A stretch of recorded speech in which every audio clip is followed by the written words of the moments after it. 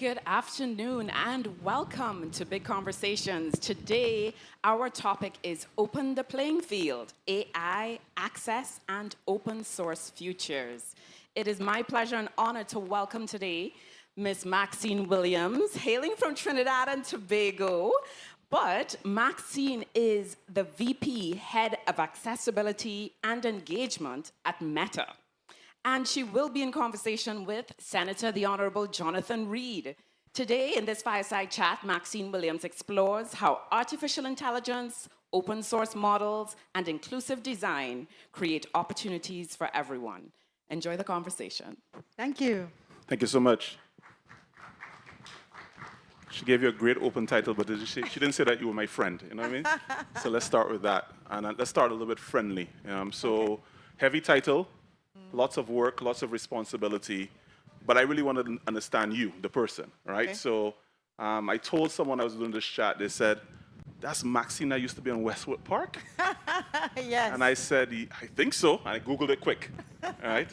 So let's talk about origins. How do you move from that start in Trinidad, acting, and then heading up now the role that you have at Meta? I think it actually makes sense. You know, in Trinidad, we're very creative, dynamic. I think the diversity of the population is the fuel for that. And so we have all kinds of skills. You can't find us in any place. And so I went from being a lawyer, but also a human rights activist, an actress, a television host, a soap opera star, to working on things.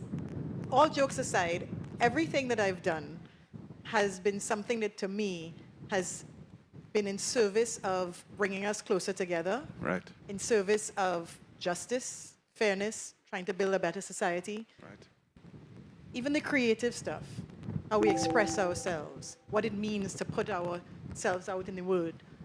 And ultimately, what happened is that I was working on issues of diversity, representation, opportunity, and a place called Facebook was looking for somebody to come and do that type of work there. Right. And I put up my hand, and I went. And again, I felt that being from where I was from, ironically, put me in a good position. I think you come from these countries that we come from in the region, which people consider small, sometimes they consider inconsequential. Yeah. But some of the skills that we learn being on the other side of that equation is how to look out there. Yep. We are looking out, and we are learning, and we are taking in, and we are understanding, and we are applying, and we are creating. And so I went from being from a small place to being in a big position at a big company in a big place, but feeling very much able to bring my skills or assets to the problems that we were trying to solve.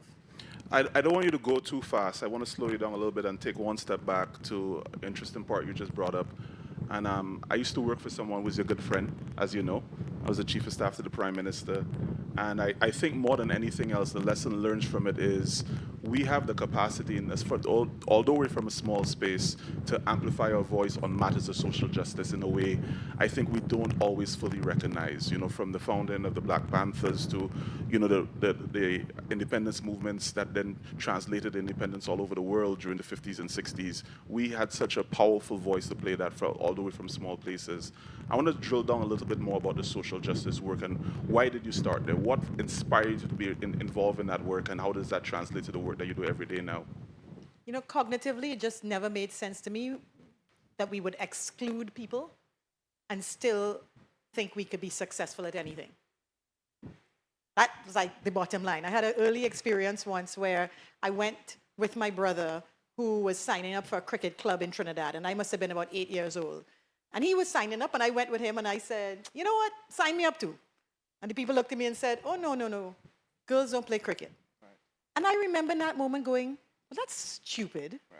Right. Why would you, how you know I could be the best cricket player there was ever going to be? Why would you exclude me? That's a very Trini attitude, by the way. I just want to put that. just want to put that on the record. You mean my reaction was very Trini? 100%. Well, that's my point, is that we learn how to question things, to be analytical, to apply your cognitive sense to it. And it didn't make sense. So exclusion, injustice, unfairness don't make sense to me, and never did. And I could always see where we would collectively be in so much of a better position if we tapped into everyone's potential. And so, yes, it's social justice, but it's economic justice, right? It's just what would be just and right, what would be good for all of us. And so I've always had an inclination to work. When I was a practicing lawyer, I represented lots of unions. And so you're looking at workers' rights. I ran a human rights organization based in Barbados for a couple of years called the Caribbean Human Rights Network. And whether it was issues of prison reform or land rights in Suriname or those of people with disabilities, women, gender, whatever it was, the real thing it comes down to is how we can get the best from everyone by supporting everyone, including everyone, so that we all get to the greatest place, the greatest manifestation of ourselves and collective selves we could get to. So that then ties to the second part of your opening salvo, really around the idea of you're doing well known in a space, small space, but doing well, good work and doing work that you're proud of. You go to a large space that has its own culture, its own way of operating, but you arrive as yourself, yes, to represent yourself and to represent a region and represent a group that is not as well taken care of perhaps in the global space as it should. And so when you arrive in this space, are you daunted? Are you coming with a sense of, what are you coming with? How are you feeling when you first arrive at a very large space doing a very big job? I'm curious. And that's what I say about, I think that's something we get coming from these places that are left out, because we're curious about the other. Okay, you say that's great, well, what about it is great? And we are learning about them, right? We're learning about the world all the time. So I come with curiosity always. I come with an interest in solving problems. That's where I talk about the cognitive development and the approach, which is analytical. I come with that. Then I also, though, do have a little dose of, can I do this? Yeah. But not because of do I not have the ability to. I've now walked into a very technical space. Yeah. And that is something that I do think we can get back to talking about, where I'm with people, we will. Yeah, who are, in those days it was like coding, developing a type of software, talking about things that I just hadn't heard about, right? Just want to be a software engineer, but do you know about data structures and algorithms, processing big data, and the type of, I didn't grow up with that exposure to those types of sciences, to that type of, they talk about makers labs. That was different. And being in a space where I didn't understand the language and the discipline, that was a little challenging. But then you get to realize that, you can't know everything. We have people who could do that. They have other things I can do. And applying my mind to the problems that they were trying to solve with those tools was something that I could uniquely do. My perspectives were unique because of where I'm from, because of what experiences I've had. We all come with unique experiences. And so you kind of then have to come around to recognizing that and reminding yourself that you are bringing something that nobody else has and that it will contribute to the greater good.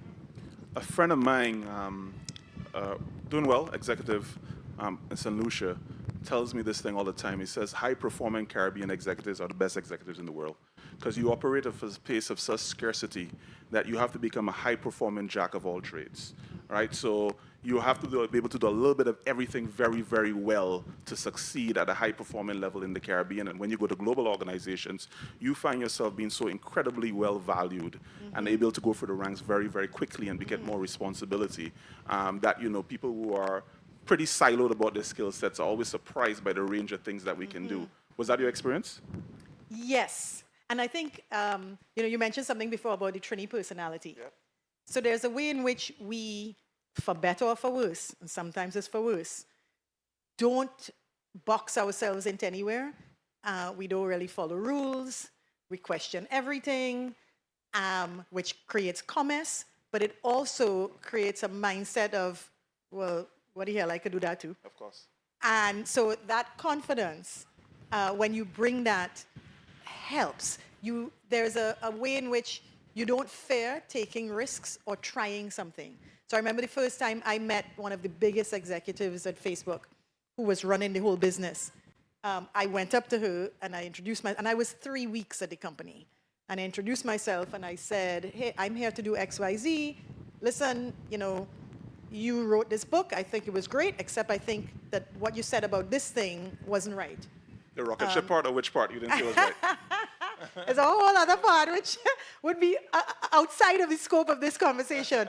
But I said, I don't think you were right about that. I think you should have done this.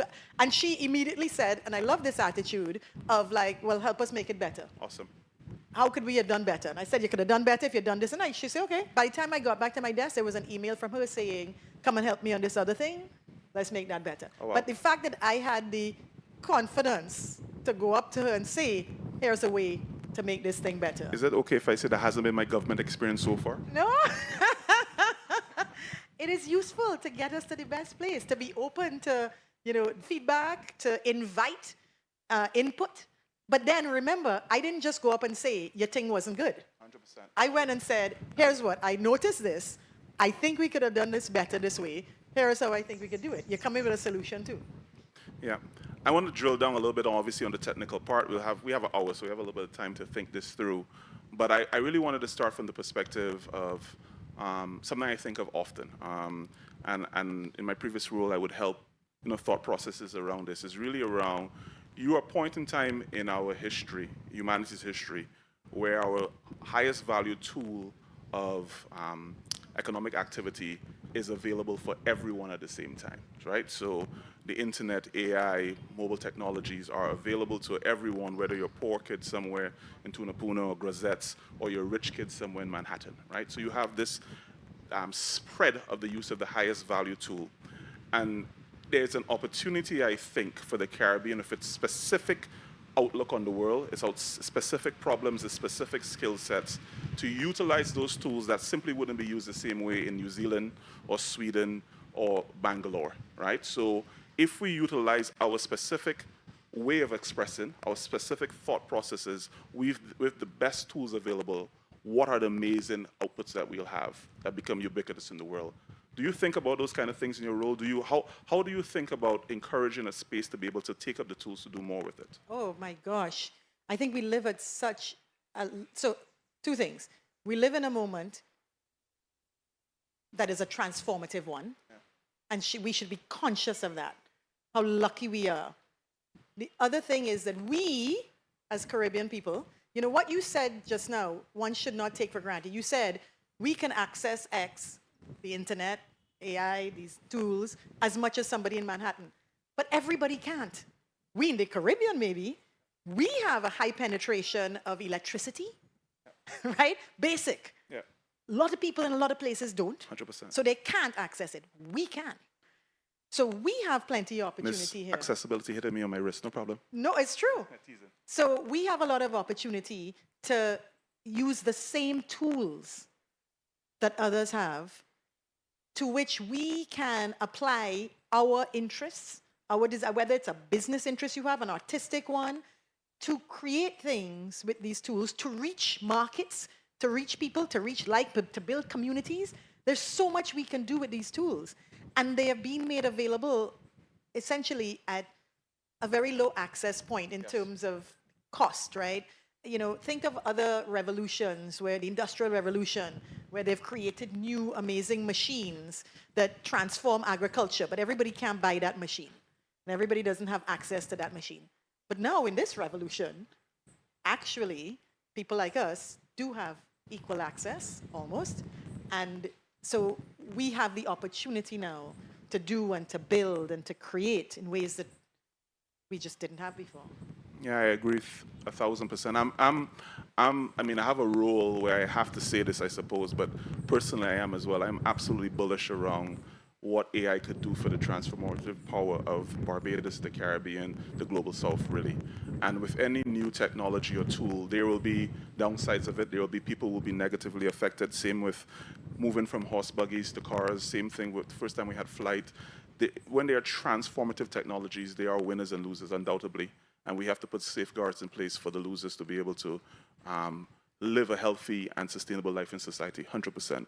But the ability to move and positively impact people's lives, specifically for the place that we deeply care about, which is, of course, the Caribbean and the Global South, I think is phenomenal, right? So if the equivalence of the steam revolution or electricity revolution come in at the exact same time the rest of the world has it, small places have never had that ability before. Right. So how do we fully capitalize on it? Yeah. So I want to connect that to the work that you do on a day-to-day basis and utilize that, part of your title, accessibility. You've moved from a place where doing legal work, doing human rights work, driven by the power of your pen and the power of words, to a place now where you're managing hardware and code and software. I didn't wear my glasses for any reason to show off, because I know you got some fancy things to show us just now as well. But tell us that transition to moving into an organization where it thinks much more about digital presence, the actual physical presence, and helping people in the physical world using digital tools. Yeah, so I had a job before where I focused a lot on people and creating opportunities for people to come into this space, to build, to have as much cognitive diversity as we could possibly have among the builders of the technology, so that the output, what we built, would be relevant, would be useful to diverse populations all over the world. Now that I work on accessibility, I'm very focused on our products. I work a lot with designers and engineers and prototypes and researchers as we try to ensure that the products that we're building are useful and usable by everyone in the world. So to give you an example, think of when you create something on Instagram to get captions created, right? The captions are so that people with certain disabilities, think of somebody who is deaf or hard of hearing. So if you just had your video with people speaking, they wouldn't be able to hear or understand what was going on. But the captions allows them to understand that. So now this product and this output is accessible to them as well. Now, side note, what has been discovered is that something like captions, which you build for certain populations to have access, it turns out, who knew, that people who are not deaf and hard of hearing love having captions. And you see in certain environments that 80% of the people who are looking at consuming certain media are putting on the optional subtitles or captions, even though they don't have the disability. So they are getting value from it all too. the people watching like these South Korean soaps and eating, No, they're watching things in English. Artisan. Yeah, but turns out, well, I have theories for why, but 80% of people love having captions. The other thing to note too is that it may be that you are in an environment that's loud and you can't hear, you have the ability to hear, but you can't hear, so that's called a situational disability. Anyway, the point is that as we develop these technologies and try to make them accessible to everyone, we are learning about the value that they bring beyond that community, which is also good for the product. It's a better end result. But yes, now I am deeply embedded with the researchers. We're doing all sorts of things with electromyography, where wristbands that can read a pulse, a muscular intention, can be used to help people navigate computers, people who don't have hands. I mean, it's really amazing. It's high tech, it's high science. It's a new learning path for me as well, which is also exciting. But so let's go. I mean, the reality is that you're learning, but the company's also learning, right? So you came into a company at the time where it was Facebook, right? One product. The famous thing is, your founder, as this quote in the movie that everyone's seen, talk about, he's just going to drill down and focus on Facebook. He wasn't diversifying to anything else. Eventually, of course, he has, right? You've evolved what you think of it, purchased other platforms which are also ubiquitous in terms of Instagram and WhatsApp, and then obviously it moved on into the physical world as well. So the company has evolved, right? Very much so. So not only has your role evolved, the expectations of its executives, the expectations of the global market has evolved. Talk to me a little bit about that, because I mean, we're we're from a space that the scale of Facebook is unimaginable for a small Caribbean space, right? The amount of PhDs you have, the revenue lines, the customers you have, the daily considerations, the range of expertise, all the matters that you have to come with, I guess, when you're in your executive bullpen. Tell me a little bit about transitioning from Facebook, the company, to Meta and all the pillars that's under it. Yeah. So I've been at this company for almost 12 years. And the company is only about 20 years old. And that is counting from a dorm room.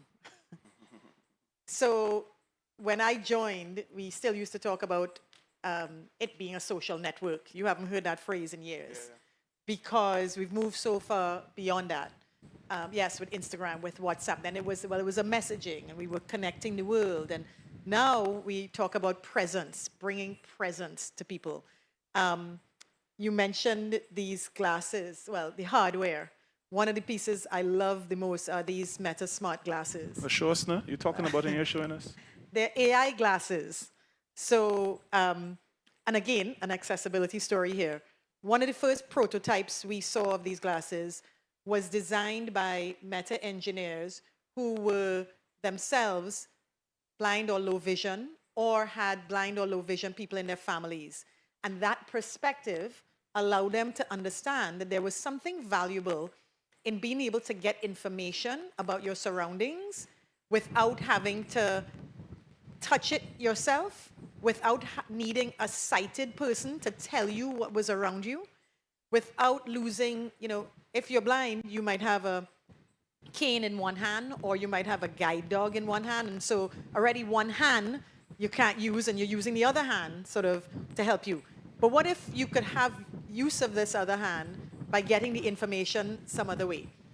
And it was that perspective that started them hacking to put what would be called optical character resolution and text and all of these things on the glasses as a form factor. So if I put on these glasses now, which we do in conjunction with Ray-Bans, so they're very stylish.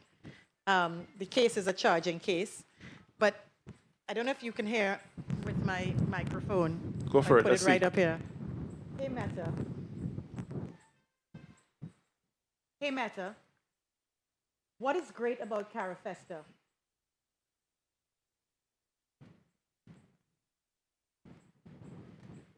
This microphone is not the best to do this. Yeah. Hey, Meta. Oh, no. Meta, can you all hear it talking? No. Oh, sorry. Okay. Not a great demo. If I had a lapel mic, I could put it up there inside and you'd hear. But basically, the AI is talking to me and telling me what's great about CARIFEST. I could ask it now, describe my surroundings, what's in front of me. It would tell me there's people sitting on chairs, they're this, they're da-da-da. I have been out with a group of blind people, and it is the first time in their lives, and they're wearing glasses, that they don't have to ask me as a sighted person at the table what's on the menu, because this is going to read the menu for them. It's going to tell them what currency is in their hand when it's time to pay the bill.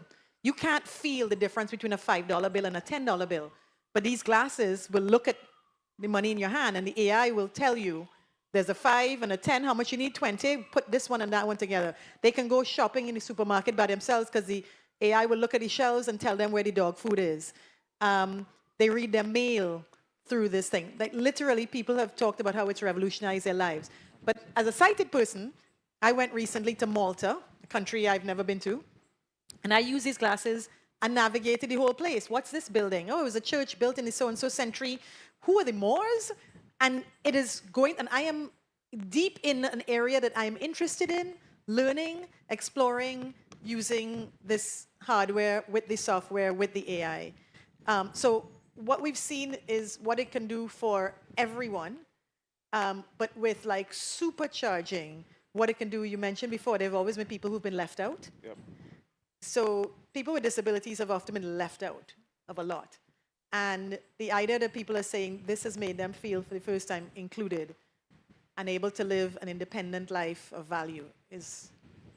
How does that connect to the work that, I mean, the origin of your work really around a lawyer and human rights, and you have things that are driven by the law, your advocacy, And now you're in a space where your advocacy has this physical benefits on an individual basis. Do you tie those things together? Do you see a connectivity? Do you say, well, I wish I had that tool back then? How do you process that? Yeah, I think of it as the macro and the micro, where, when I was doing human rights work, I felt like on a macro level, you were trying to change the way people thought, the way people treated each other.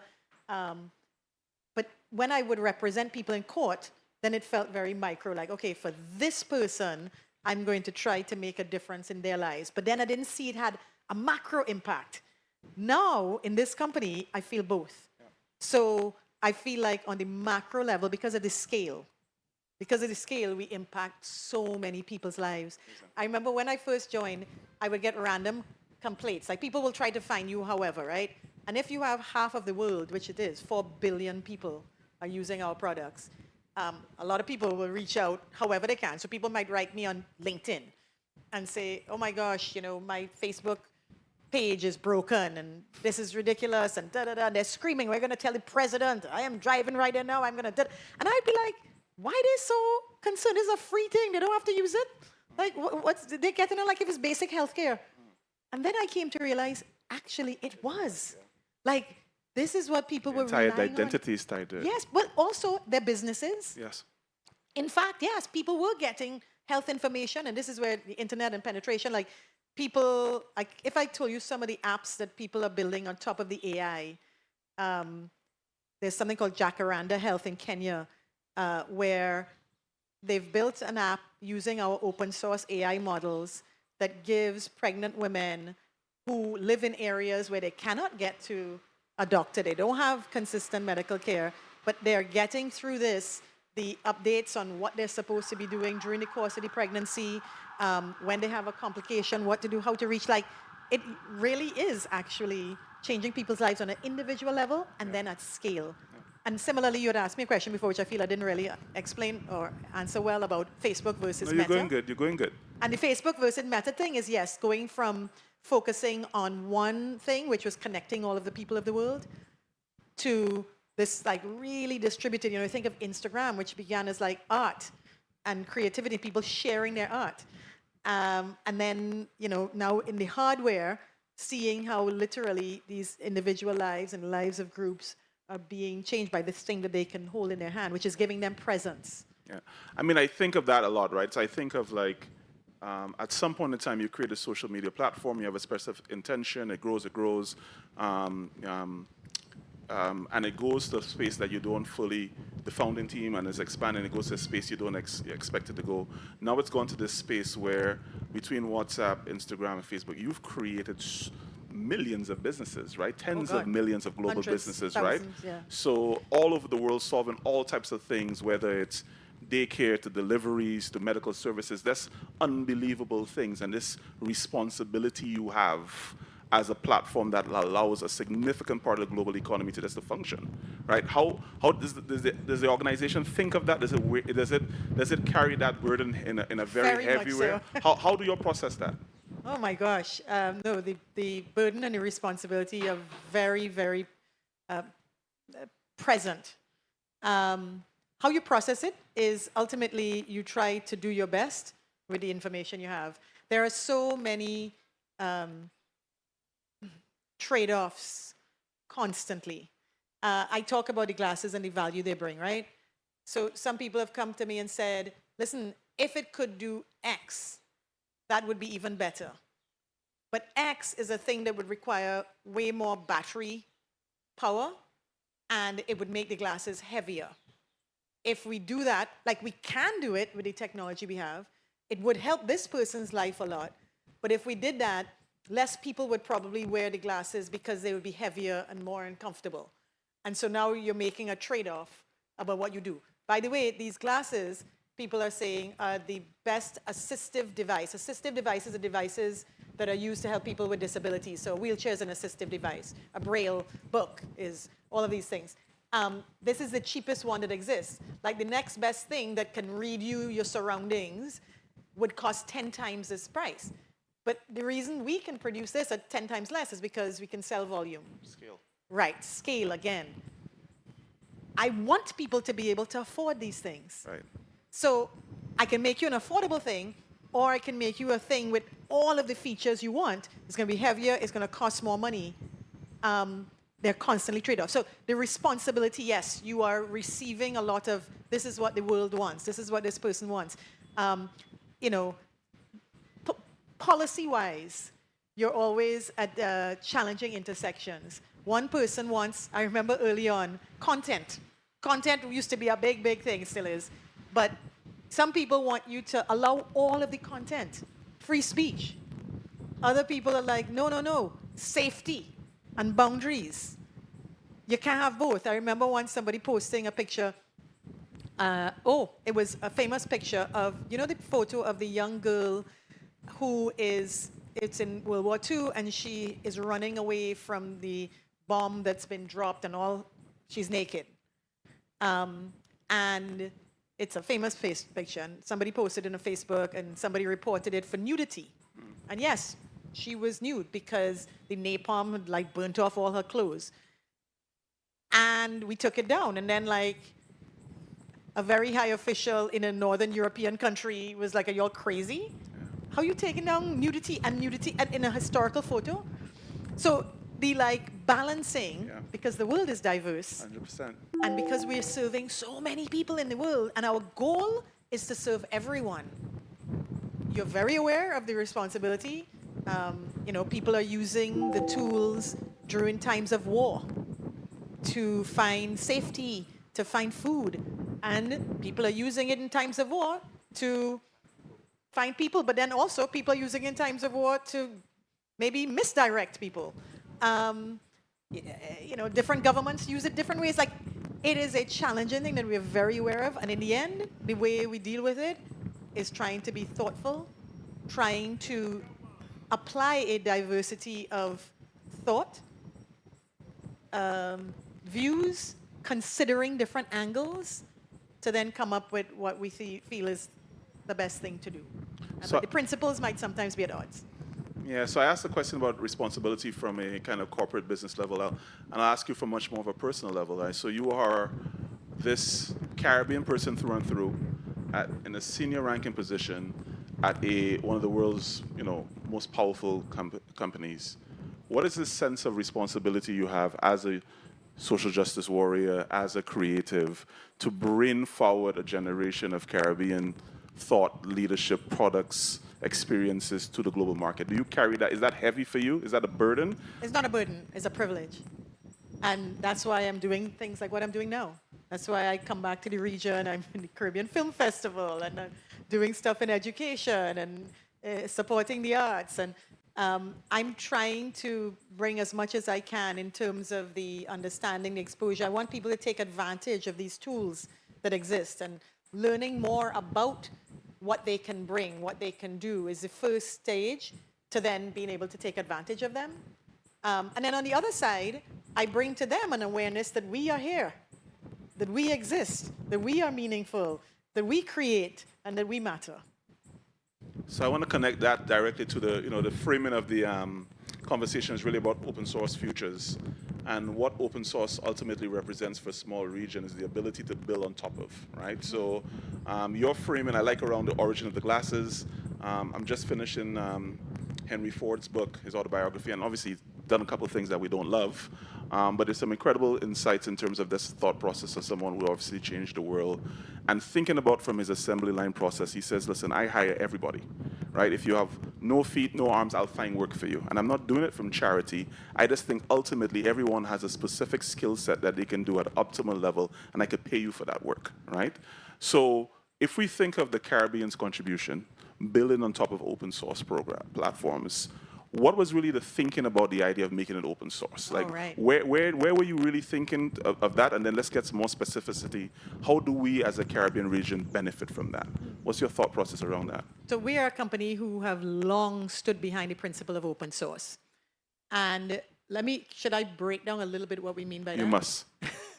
So you can build software, you can build anything, and you can make it, you can put a gate around who gets to use it. And that gate could be, well, people who pay for it, right? You could license it. And if you pay the licensing fee, then you can use it.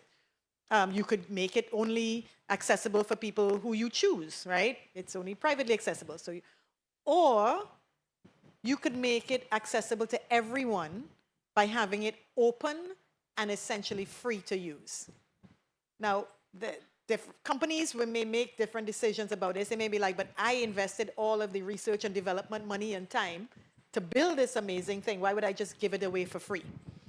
Our principle has been, that is where, A, you will get the benefit of allowing people everywhere to create with this tool, these tools, if you make it available to them.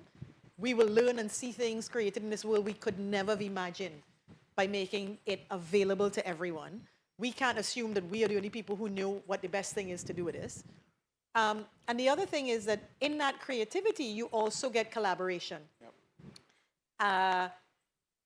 We open source our code. We've done this for a long time. So what we're talking about right now is that with the sort of surge in AI use by consumers, we have something called large language models. These are AI models which can understand natural language and respond and create. So you will hear people talk about generative AI, where you can generate something. You can create something based on your prompt with the AI, right?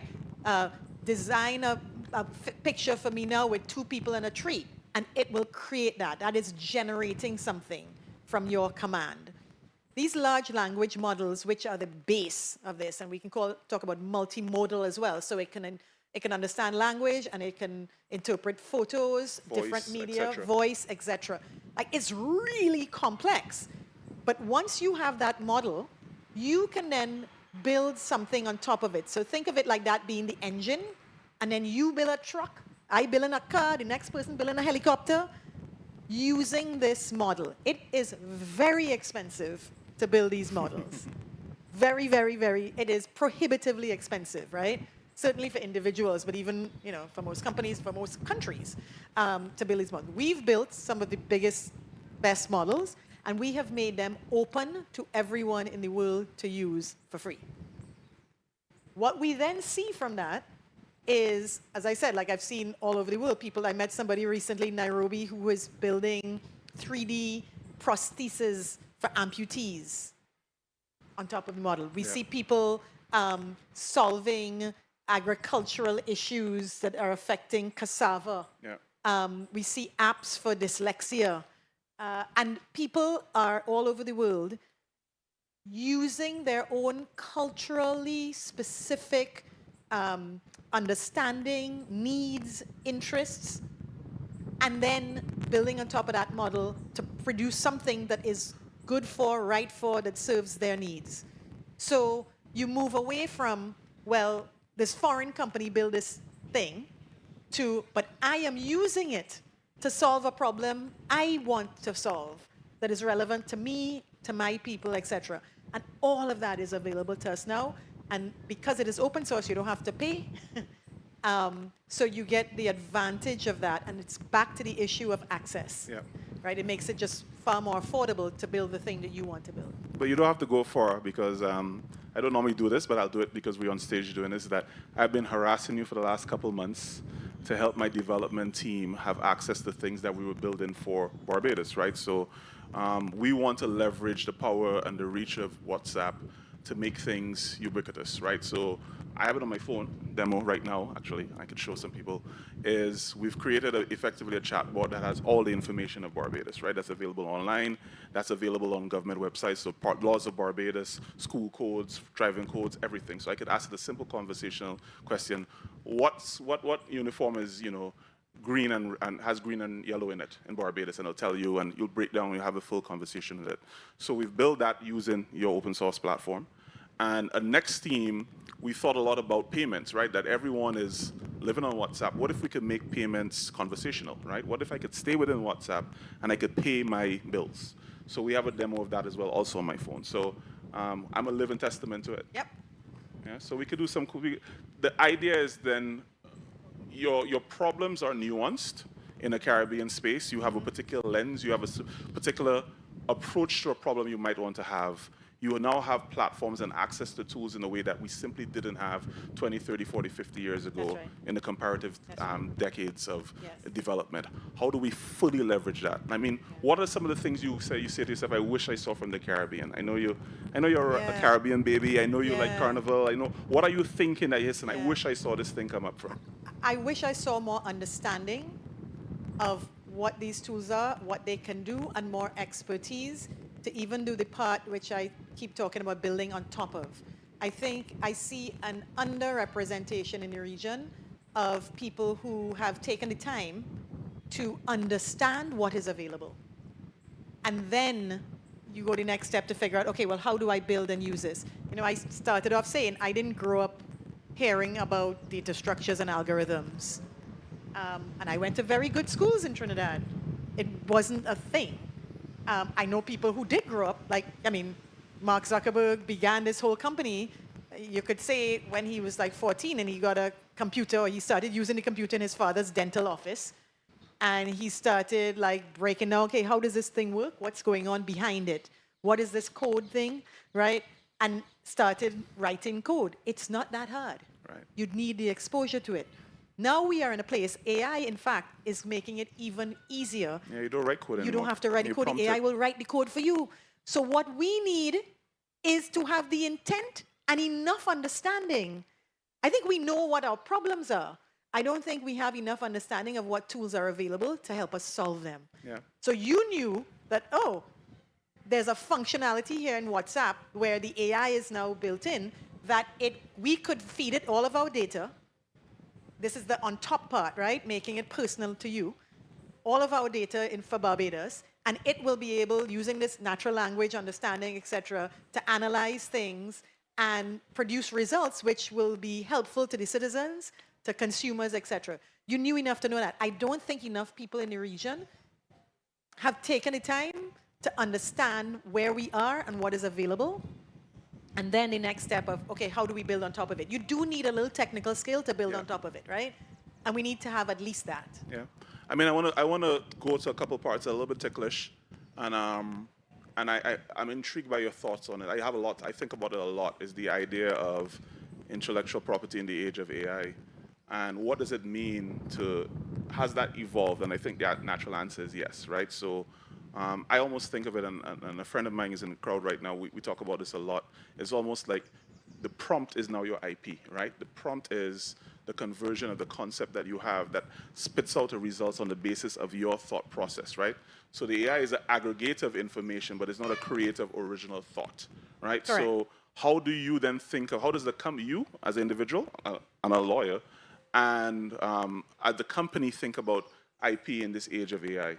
I think that is still developing because we are learning how people are using AI. Remember, you put it out in the world and you start to see, you know, I saw yesterday a Nigerian artist developing with a Japanese, using the AI to create sort of a new form of their art, which is Japanese influence. Now we have access to everything, right? So you have an idea, you are the prompt. Right? It's your thoughts that are prompting. So this artist was like, I feel like my work with a Japanese bent is really the concept that I'm looking for. And the AI will pull in all of that material and merge it, present it to you. Now you get to respond to that. So you're able to create with like no boundaries. The question is then, okay, now this thing I've created, who does that belong to? Yeah. Who owns that? If we start off with a concept which is mine, but we take it in a different place, who owns that end result? I think all of this is stuff that people are still grappling with. Yeah. Countries are still grappling with it. I think a lot of the regulatory frameworks are still kind of nascent. Yeah. Principally because we're in a revolutionary, transformative moment. And people are still kind of harkening back to what they had. 100%. Right? What was copyright? What would it mean? Well, it meant a different thing when you couldn't just generate 100%. new work like that. And now you can. And so it's calling on us as well to respond with a flexibility, with an openness in this moment to then make the roadmap. We need new blueprints for how we operate. And I think those are still in development. But even that is opportunity, right? Even that, I think Yes, I think to about that a influence. lot, right? So I used to have a design firm, and I thought about like what's the output of my work would be if I had this tool 10 years ago, right? And even then, the ideas were still the ideas. I think of this way. I think of the ideas are really the gold, and the capacity to do the ideas become the expression of the gold, right? Yeah. So, and you have tools available to you now that allow you to then translate your thoughts in a way that you simply couldn't before. Yes. But the goal is still in the thought, right? Yes. So, how do you then monetize that, own that in a world where that is murky? I think we're still figuring that out. We are. And I don't think there's any reason why the Caribbean can't take a stake in figuring that out, right? Absolutely. So building tools, building machines that ultimately track, hold, monetize, leverage this new moment of intellectual property in a way that the world needs, right? So Yeah. I think there's so many levels of opportunity. I'm really, really bullish and excited by the future, quite frankly. But we have to want to do it, and we have to take the time to do it. You have to do the learning to do it. My friend Van Jones had a quote I love. He always says that we know very well how to download apps, and we don't take the time to learn how to upload them, right? You need to take it. It's not a lot, but like, look, I struggle. I am not a technical person, God knows. I have put myself in this position now, but I'm a person who has a lot of ideas and things I want to talk about, and I love communicating with people, and I'll have an idea, and like how a musician will have a melody playing in their head, and then they'll be like, I had to get this down. And they will talk about how, I put it down on a track. Right. Right? And they will have like tracks and demos there for years that they don't do anything with again. Or an artist might get out an easel, and I see a great artist sitting here, Sheena Rose, in the front there, and put something, and then you might come back to that painting for a while, but you had to get an idea. I am like that with ideas, with words, with thoughts, with concepts.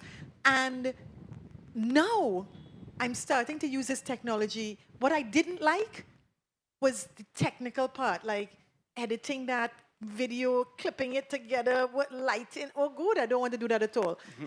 People often say, oh, Maxine, you should do a podcast. I was like, if I could just show up and have the ideas and do the talk, but all the technical stuff, yes. Oh my gosh, I hate it. But in fact, with the AI, with the tools we have now, it's making it so much easier. I use an app called Edits, which is created by Meta, but where, I can talk in front of my phone, and it takes a video of me, and then I upload it into Edits.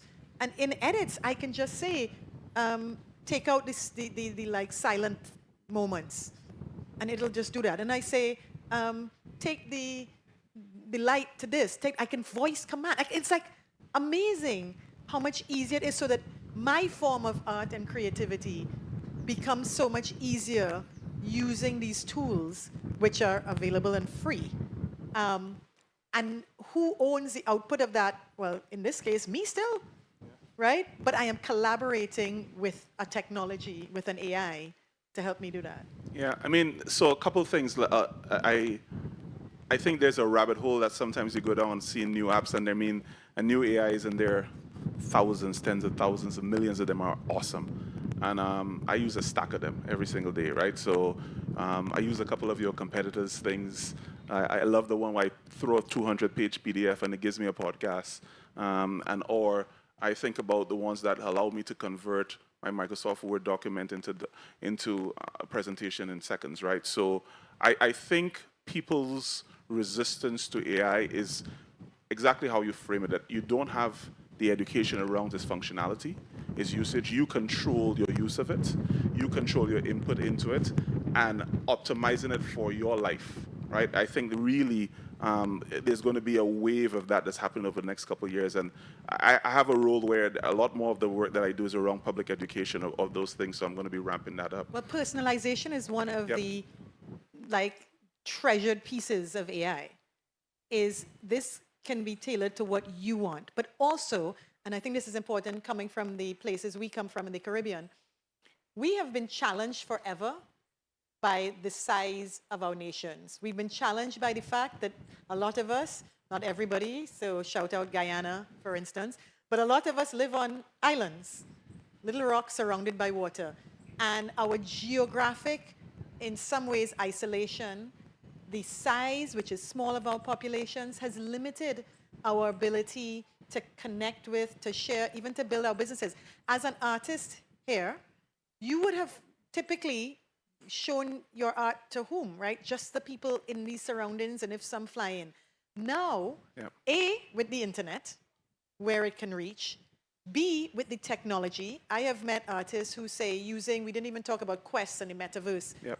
but using our Quest headsets, which give you this immersive experience of presence, they have built galleries for their art in Quest, in Horizons, that people from all of the world can come into and experience, like you're walking through the gallery, the imagery is right there. And they have been able to sell their art to these people who they could never have reached before. Absolutely. With the AI now, to go on top of that, you can find people, no matter where they are in the world, who have an interest in the type of art that you do. So you are no longer limited in your market to the people who are in your physical surroundings. Now you can find the people wherever they are who have that interest, who like that style, who can connect that style with another style. Absolutely. But it works for you if you participate in it, of course, right? And participating means you have to understand how the thing works. You have to know how to bring your stuff into the atmosphere, and then how to use the tools to connect with others. But that's when we talk about democratization, when you talk about globalization and personalization, right? You can personalize what is the type of art I like. And I can literally find out that the AI is exquisite in helping you get to just exactly the nuance that you're interested in, and vice versa, you can find the people who are interested in you. I mean, absolutely. So, I mean, the context under which we are here, obviously, is the Caribbean Arts Festival. So, naturally, a lot of the conversation around AI tended towards the idea of arts. But I mean, it's ubiquitous in every sector, every industry, right? Manufacturing, transportation, housing. That's the range of its usage, and what we optimize as a result of this technology that has been built is just phenomenal. I mean, health is, of course, we haven't talked about that, humongous. I don't know if you all know, like, you know, you're using the AI to analyze x-rays.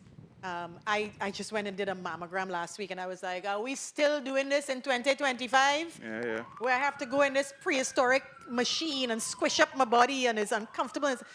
And I called somebody who is a top AI researcher, and I was like, sorry, are we still going to have to do this in 2026? And he was like, nah. The AI superintelligence, I'm like, they're going to figure out how to do the scanning for cancer with probably not having to use a machine. Some already have. I mean, we have this partnership. The government of Barbados has this partnership with NVIDIA, which I know is one of your collaborators. And they have a program called Inception, where they track amazing startups all over the world. And the main focus of the Inception program that we have the partnership is with the health division. So we get extraordinary AI health companies coming here and demonstrating things from mammograms to cancer research to, that's the radiography, that's the range of things that you could do. They're doing surgeries in the metaverse to help surgeons practice. Like the things that they're able to do is just phenomenal. So I mean, like, I wish I was born in 10 years' time, right? So the that would be native. Yeah. 100%. So and we didn't even talk about education. Oh my gosh, what it's doing for education. I'm very interested, for instance, in how we are losing potential in the region by not addressing learning differences early on. We have a significant number of people who learn differently, who do not learn in the same rote way that we have done forever, and we marginalize them and say, well, they're dunce, or they're bad, or they're problematic, they don't want to learn. And you know what happens at the end of that? If you do not invest now, you prosecute later. You're going to see people, you know, in prison, doing crime. They're not developing cognitively. But we could solve some of that if we addressed, first you have to identify what is the learning difference, and then address it. One of the bottlenecks on doing that is, well, we don't have enough teachers to teach in all the different ways that you would need to teach, because you might be dyslexic, but I might have dysgraphia, or I might be autistic, or this one might have ADHD, like all of the different ways, and then you need to have specialized, you know, individualized learning. Well, with the AI, now we are able at scale to do that. And so learning how to use this tool to solve some of our biggest problems is something which, again, on us, we need to take the time to figure out.